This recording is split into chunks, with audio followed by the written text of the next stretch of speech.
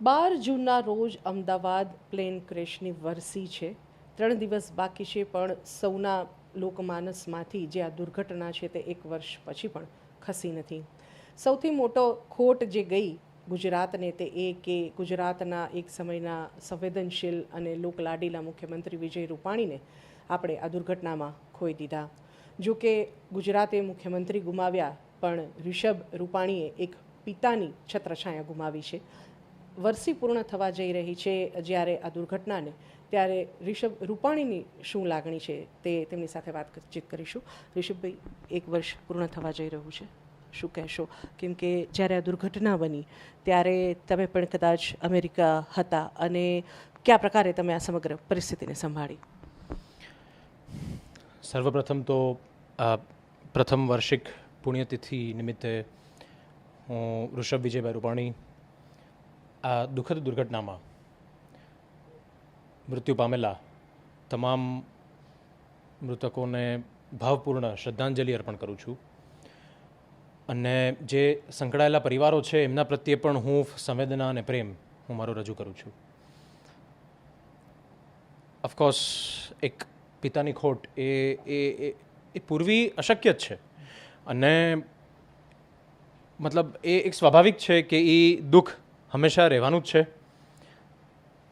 આ સમાચાર મળ્યા, હું અમેરિકામાં 11મી જૂનની રાત્રે જાણે પગ નીચેથી જમીન સરકી ગઈ હોય એવો અહેસાસ થયો. અને મતલબ એ મને આજે પણ યાદ છે. પણ એ નેગેટિવ એક્સપિરિયન્સને હું યાદ કરવા કરતાં પપ્પાની પોઝિટિવ સ્મૃતિઓ અને કેવી રીતે પપ્પાએ લોકોના ઉત્થાન માટે જે સેવા કાર્યો કર્યા, એમના 50 વર્ષની રાજકીય અને સામાજિક સફરમાં જે અસંખ્ય કાર્યકર્તાઓ સાથે, સામાન્ય જન સાથે એક એમનો 1-to-1 જે રેપો સર્જાયો, એના માટે હું કહી શકું કે I am very proud of my father. અને બસ એમની એ જ યાદો, એમના એ જ વિચારો, આદર્શો, મૂલ્યો, એ સિદ્ધાંતોને અમે આજે વળગી રહ્યા છીએ. અને અમે સમગ્ર પરિવાર, એમની સાથે જોડાયેલા તમામ અગ્રણીઓ, કાર્યકર્તાઓ બધા આજે વિજયભાઈને એ જ કોમન મેન સીએમ, અને એનાથી પણ વિશેષ committed man CM, cultured man CM અને કલ્ટિવેટેડ મેન સીએમ એ તરીકે અમે યાદ કરી રહ્યા છીએ. તમે જે રીતે વાત કરી કે કોમન મેન સાથેનો જે રેપો વિજયભાઈએ ક્રિએટ કર્યો હતો, સૌના માટે એક આદર્શ હતા, એક લોક લાડીલા બની ગયા હતા લોકો માટે પણ. એમની એક વાત મને હજુ પણ યાદ છે કે કોમન મેનની માફક એમણે મુખ્યમંત્રી હોવા છતાં પણ 4 રસ્તા પરથી તેઓ પસાર થઈ રહ્યા હતા, અને તેમનો કાફલો તેમણે રોકી દીધેલો લાલ લાઇટના કારણે, સાઇડ બંધ. એ મને હજુ પણ યાદ છે. આવા ઘણા એવા ગુણ હતા વિજયભાઈમાં કે જે એમને સાલસ બનાવતા હતા, લોકોની નજીક લઈ જતા હતા. કયા એવા ગુણો જે તમે તમારા જીવનમાં ઉતાર્યા હોય, કઈ એવી વાત જે તમે વિજયભાઈ પાસેથી શીખી હોય? જી, મારી ઉંમર માત્ર 30 વર્ષ છે, એટલે એમના જે વિચારો છે એ હજી અમે શીખી જ રહ્યા છીએ, અને આખી જિંદગી શીખતા રહેવાનું છે. We are always his student. ઠીક છે. પણ જે સૌથી વધારે જે હું કહી શકું, ઘણા ગુણો છે, પણ જે 2 ગુણો મારી જિંદગીમાં ઉતારવા છે, જે કર્તવ્યપરાયણતા, કે ભાઈ જે કોઈ પણ કામ મળે એને બસ નિષ્ઠાથી નિભાવતા જાઓ, અને પરિણામની ચિંતા છોડીને બસ કર્મ કરે જાઓ. ચરૈવતી જે અમારે સંઘમાં શીખવાડે છે, એ જ મારો મંત્ર રહેશે.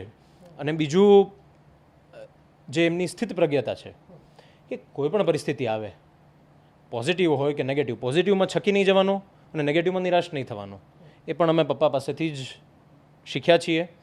અને બસ એનું અનુસરણ કરતા રહીએ તો મને લાગે છે કે life is not easy, but life will become easier.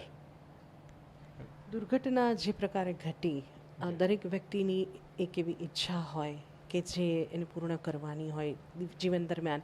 Vijaybhai પણ કંઈક એવું વિચારેલું હશે કે તે આટલું કરવા માગી રહ્યા છે, પણ જે પ્રકારે અચાનક જ આપણે એમને ગુમાવવા પડ્યા, કયા એવા કાર્યો વિજયભાઈના જે કદાચ અધૂરા છૂટી ગયા છે અને તમે આગળ ઉપર પૂર્ણ કરવા માગો છો? હું કોઈ રાજકીય વારસાની વાત નથી કરી રહી, પણ એવા સેવાકીય કાર્યો પણ હોય, અથવા તો કોઈ એવો સંકલ્પ કે જે બાકી હોય અને તમે પૂર્ણ કરવા માગતા હો. ના, જી, બહુ જ ઉમદા પ્રશ્ન છે. સેવાકીય કાર્યો એ ચાલુ જ રહેશે, નિરંતર રહેશે. અત્યાર સુધી મતલબ લોકો શ્રી પૂજિત રૂપાણી મેમોરિયલ ટ્રસ્ટથી વાકેફ છે, રાજકોટમાં તો જન પરિચિત છે. પરંતુ એમના જ એક એડિશનમાં શ્રી વિજય રૂપાણી મેમોરિયલ ફાઉન્ડેશન એની અમે સ્થાપના કરી છે અને યુવાલક્ષી, મહિલાલક્ષી, આબાલ વૃદ્ધલક્ષી, આરોગ્ય ક્ષેત્રે, શિક્ષણ ક્ષેત્રે અમે સેવા કાર્યો અમે કરતા રહીશું.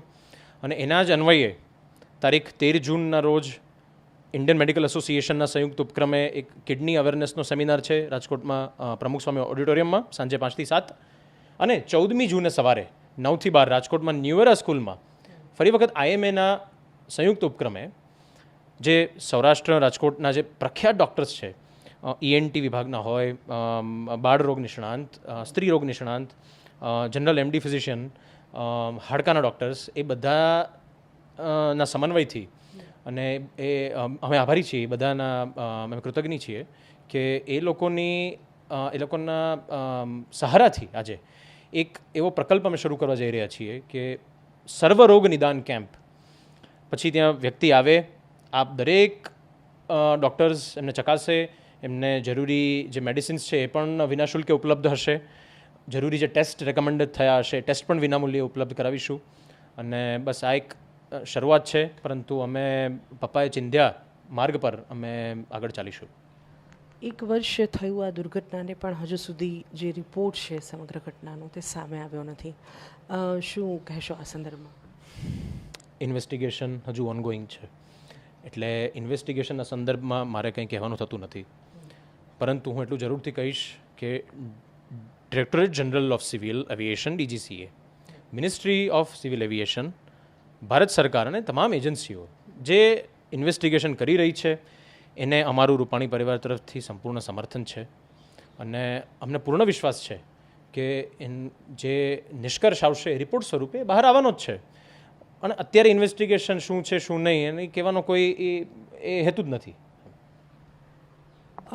જે પ્રકારે વિજયભાઈએ વિશાળ રાજકીય વારસો ઊભો કર્યો હતો, RSS, ભાજપ, અનેક રીતે રાજકીય અગ્રણી તરીકે તેઓ આગળ રહ્યા, અનેક સેવાકીય કાર્યો પણ કર્યા. તેમનો જે રાજકીય વારસો છે તેને કઈ રીતે આગળ વધારશો? રાજકીય વારસો એ ક્યારેય વ્યક્તિલક્ષી હતો જ નહીં. પપ્પા એ સંગઠનના માણસ હતા, પાર્ટીના માણસ હતા. તો આખું સંગઠન, પાર્ટીના અસંખ્ય કાર્યકર્તાઓ એ વિજયભાઈનો વારસો જ છે. એ ક્યારેય કોઈ વ્યક્તિ હતી નહીં, છે નહીં અને રહેવાની નથી. આજે ભાજપ સંગઠન જ્યાં જ્યાં મજબૂત કરી રહ્યું છે એ બધી જ જગ્યાએ વિજયભાઈનો જ વારસાની જીત છે ને. આજે વિજયભાઈએ પંજાબમાં 3 વર્ષ પ્રભારી તરીકે કાર્ય કર્યું. આજે પંજાબમાં હું તમને સંપૂર્ણ દ્રઢ નિશ્ચય સાથે કહું છું કે આવતા વર્ષે યોજાનારી વિધાનસભા ચૂંટણીમાં ભાજપનો જ્વલંત વિજય થશે. તો એ વિજયભાઈનો જ વારસો છે. એવી રીતે ગુજરાતમાં પણ આ હમણાં સ્થાનિક સ્વરાજ્યની ચૂંટણીઓમાં જ્વલંત વિજય મળ્યો આદરણીય ભૂપેન્દ્રભાઈ, હર્ષભાઈ, જગદીશભાઈના નેતૃત્વમાં. તો એ પણ એક વિજયભાઈએ આટલા વર્ષો સુધી ગુજરાતમાં કામ કર્યું છે આદરણીય પ્રધાનમંત્રી શ્રી નરેન્દ્રભાઈ અને ગૃહમંત્રી શ્રી અમિતભાઈ સાથે. તો આ પપ્પાની આત્મા પણ એક આજે સંતૃપ્ત છે કે આજે આટલી સરસ રીતે એમનો વારસો જે તમે કહો છો એ રાજકીય વારસો એ પાર્ટી જ છે, એ કોઈ વ્યક્તિ છે જ નહીં અને રહેવાની જ નથી. તો આ હતા ઋષભ રૂપાણી, જેમનું કહેવું છે કે વિજયભાઈ ભલે ગયા હોય લોકો વચ્ચેથી, પણ તેમના જે સેવા કાર્યો છે તે હજુ પણ ઉમદા રીતે લોકોની વચ્ચે જીવી રહ્યા છે. રાજકીય વારસા સંદર્ભમાં તેમણે સ્પષ્ટતા એક વાતની એ કરી છે કે જે પ્રકારે રાજકીય જીવન રહ્યું છે અને જે પ્રકારે વિજયભાઈએ કામગીરી કરી છે, ખાસ કરીને પંજાબના પ્રભારી તરીકે તેમણે જે કામગીરી કરી, આવનારી વિધાનસભા ચૂંટણીમાં પંજાબમાં પણ ભાજપના જ્વલંત વિજયનો જે દ્રઢતા છે તે તેમણે વ્યક્ત કરી છે. મહત્ત્વનું છે કે તેઓ જે સેવા કાર્ય છે વિજયભાઈના જે તેઓ છોડી ગયા છે તેને આગળ ધપાવવાનો જે દ્રઢ નિર્ણય છે તે વ્યક્ત કરી રહ્યા છે. કેમેરામેન રાહુલ જાદવ સાથે સોનલ રણકટ, TV 13, ગાંધીનગર.